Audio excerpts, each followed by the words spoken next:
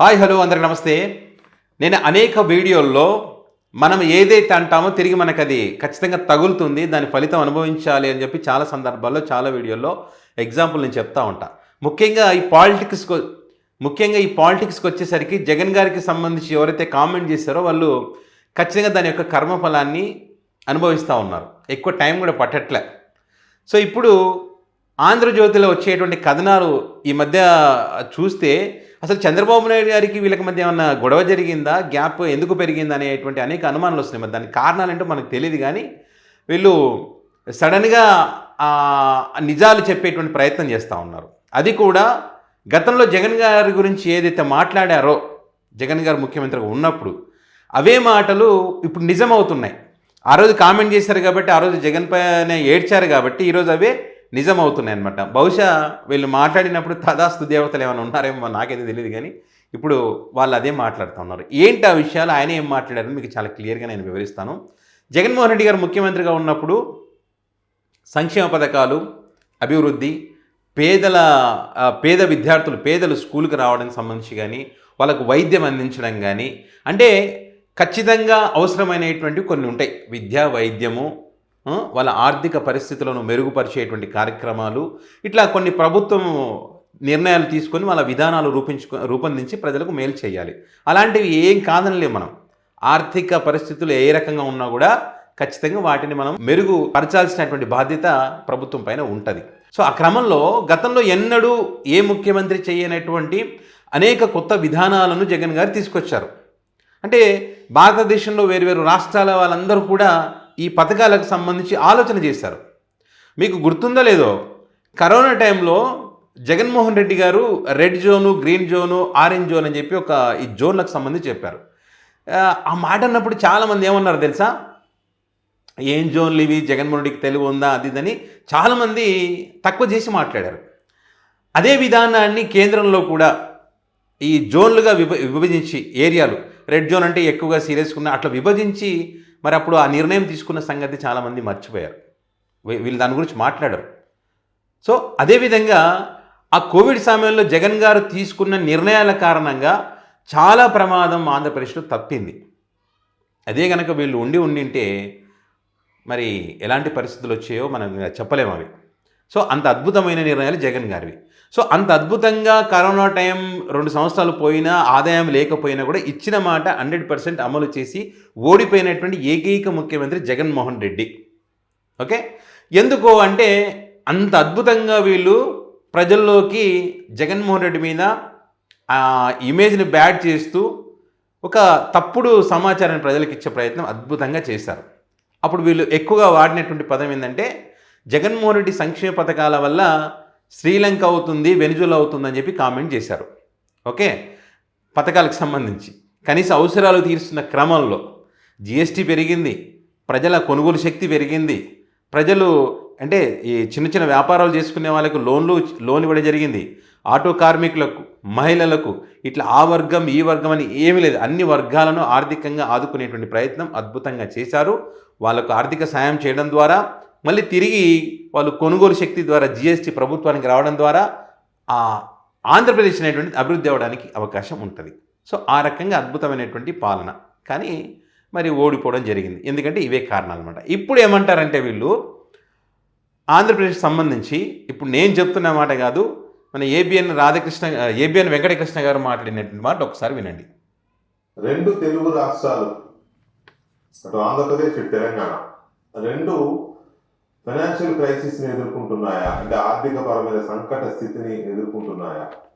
కానీ ప్రజల సంక్షేమానికి, ప్రజలకు సంబంధించిన ఆరోగ్యానికి, చదువు సంధ్యలకు సంబంధించిన సెక్టర్స్కి నిధుల విడుదల జాప్యం జరుగుతోంది అని అంటే, లేదా ప్రజల కనీస అవసరాలకు కూడా నిధులు ఇన్ టైంలో విడుదల చేయలేక అందుకు సంబంధించి ఆ వ్యవస్థలు లేదా ఆ సేవలు స్తంభించిపోయే పరిస్థితి వచ్చింది అంటే డెఫినెట్గా అక్కడ ఆర్థిక సంక్షోభం, పరిపాలనాపరమైన సంక్షోభం నెలకొన్నట్టే ఖచ్చితంగా అనుకోవాల్సి ఉంటుంది.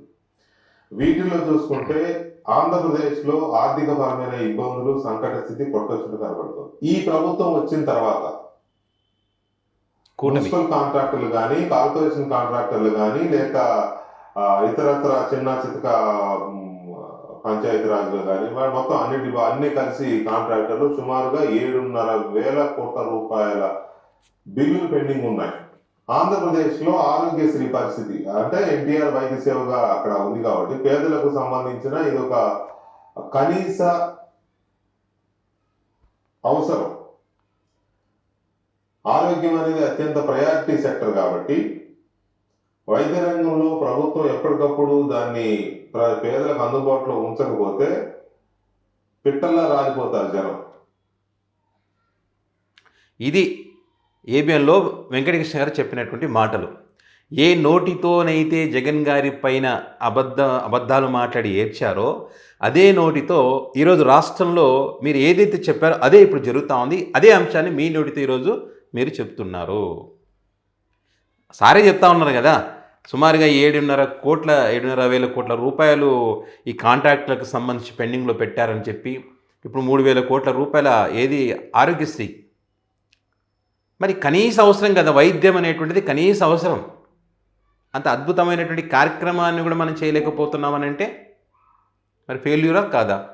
పైగా మన యూరేకి సంబంధించి ఏం చెప్పారు, YCP psycho party, YCP fake party అని చెప్పి మీరే అన్ని ఫేక్ పోస్టులు, ఫేక్ వార్తలు ప్రచారం చేసి చివరికి కలెక్టర్ల సమావేశంలో ఒప్పుకున్నారు, నిజం ఒప్పుకున్నారు, మీరే ఒప్పుకున్నారు. మరి ఎవరు ఫేక్ ఇక్కడ? పైగా మళ్ళీ ఏమంటారు, యూరియా తగ్గించాలి, యూరియాని తక్కువ వాడాలి అని చెప్పి మళ్ళీ చెప్తా ఉన్నారు. శ్రీలంకలో ఏమైందో మనం చూసాం కదా, యూరియా దిగుమతులు తగ్గించడం ద్వారా వాళ్ళు అక్కడ పెద్ద తిరుగుబాటు రావడము, పంట దిగుబడి 50% తగ్గిపోవడము, తద్వారా ఆర్థిక సంక్షోభము, ధరల పెరుగుదల ఇవన్నీ ఏకమై ఏమైంది, ప్రభుత్వమే కూలిపోయింది. అంటే ఇక్కడ రైతులకు కావాల్సినటువంటి మనం అందజేయలేక ఆ కొరత ఉంది కాబట్టి దాన్ని కవర్ చేసుకునే ప్రయత్నంలో రైతులను తప్పుదో పట్టించే ప్రయత్నం. వాడేదే 75 కేజీలు, మీరు ఇచ్చేదే 75 కేజీలు ఇస్తున్నారు, మళ్ళీ 150 కేజీలు 2 బస్తాలు వేసుకుపోతున్నారు, అబద్ధాలు. ఇట్లా రైతులను దొంగలను చేస్తూ ఉన్నటువంటి క్రమంలో అంటే రైతుల విషయంలో కూడా మీరు ఫెయిల్యూర్ అయ్యారు కదా. రైతును ఆదుకోవడం అనేటువంటిది కనీస అవసరం, ఆరోగ్యం అనేటువంటిది కనీస అవసరం, విద్య అనేటువంటిది కనీస అవసరం. మరి వైద్యాన్ని మనం ఈరోజు మెడికల్ కాలేజీలో ఏం చేస్తూ ఉన్నాం, మనం ఒక పేరు పెట్టి పీపీపీ అని మోడల్ని పేరు పెట్టి ప్రైవేట్ పరం చేస్తూ ఉన్నాం. మరి ఇవన్నీ ఫెయిల్యూర్సే కదా, కాదంటారా? ఏవైతే అవసరాలు అత్యవసరం ఖచ్చితంగా చేయాల్సినటువంటివి ఏవైతే ఉన్నాయో వాటి విషయంలో మాత్రం నిర్లక్ష్యం చేస్తే ఖచ్చితంగా దాని ప్రభావం ఉంటుంది, ప్రభుత్వాలే కూలిపోతాయి.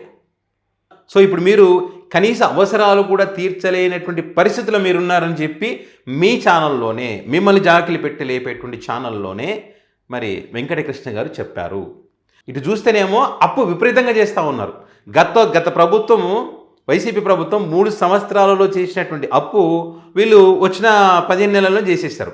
ఇప్పుడు ఈ నెల 2025 ఈ సంవత్సరంలో దీంట్లో 1.52 లక్షల కోట్ల అప్పు చేశారు. లాస్ట్ సంవత్సరం ఏమో అసలు పథకాలే ఇయ్యలే. మరి అప్పు ఏమైందో మనకైతే అర్థం కాదు, విచిత్రం అనిపిస్తుంది అసలు. మరి అన్ని బిల్లులన్నీ పెండింగ్లో ఉన్నాయని చెప్పి వీళ్ళే చెప్తా ఉన్నారు కదా. పైగా ఈ మున్సిపల్ శాఖ, రెవెన్యూ శాఖ, హోం శాఖ ఫెయిల్యూర్ అయ్యాయని చెప్పి కూడా డైరెక్ట్ ముఖ్యమంత్రి వర్యులే చెప్పారు ఫెయిల్యూర్ అని చెప్పి. ఆర్థిక సంక్షోభం ఉంది అని చెప్పడానికి చాలా ఎగ్జాంపుల్స్ కూడా ఇక్కడ కనిపిస్తూ ఉన్నాయి. గత ప్రభుత్వంలో ఇచ్చిన పథకాల కంటే తక్కువగా ఇస్తున్నారు. ఒక సంవత్సరం ఎగొట్టి 2వ సంవత్సరం సగం ఇస్తూ అద్భుతాలు చేశామని చెప్పి కోట్లు ఖర్చు పెట్టి సభలు నిర్వహించుకుంటున్నారు. కొన్ని కాగు రిపోర్ట్స్ అట్లాంటివి కూడా భయపెడతా ఉన్నాయి. రానున్న సంవత్సరాల్లో ఏపీ అప్పు దారుణంగా పెరగబోతుందని చెప్పి కూడా ఆ రిపోర్ట్స్ చూస్తే భయం వేస్తూ ఉంది. సో మరి ఇప్పుడు అవుతుంది ఇట్లా చేసుకుంటూ పోతే, రాష్ట్రంలోని ఆర్థిక వనరులన్నీ ఒకటే చోట గుమ్మరిస్తూ ఇష్టం వచ్చినట్టుగా పాలన చేస్తే ఇటు ఆదాయం లేదు, మరి వాళ్ళ సంపద అంతా వాళ్ళ జోబులో నింపేటువంటి పరిస్థితి. సో ఇవన్నీ ఏమవుతుంది, ఇప్పుడు రాష్ట్రం ఏమవుతుంది? అప్పుడు వీళ్ళు చెప్పినట్టు శ్రీలంక అవుతుంది, వెనిజులా అవుతుంది. ఇది పరిస్థితి. మొత్తం రెడ్ బుక్ అంటే ఉన్న ఫ్యాక్టరీలు కూడా పోతున్నాయి. సో మొత్తానికైతే వాళ్ళు ఏ నోటితోనైతే అన్నారో, వాళ్ళకి ఇష్టం లేనటువంటి వ్యక్తి అధికారంలో ఉంటే ఇప్పుడు అదే నోటితో మరి అవి నిజాలు అవుతున్నాయని చెప్పి వాళ్ళ నోటితోనే ఒప్పుకున్న పరిస్థితి. సో మరి దీనికి సంబంధించి మీ అభిప్రాయాన్ని కామెంట్ రూపంలో పెట్టగలరు.